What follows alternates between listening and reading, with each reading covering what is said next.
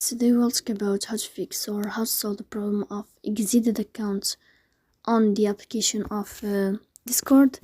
You will go to settings as you see and you will enter. In this page you will click on apps, default apps, app settings. Here in this page you will click in this sign, you will search about Discord and you will click here.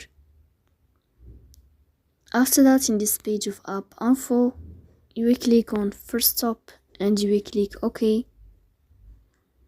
Here you will enter to the window of storage. Then we click on clear cache.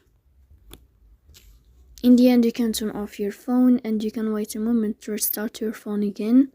So please don't forget to support us by like and subscribe. See you next time in another video, and thank you for your watching.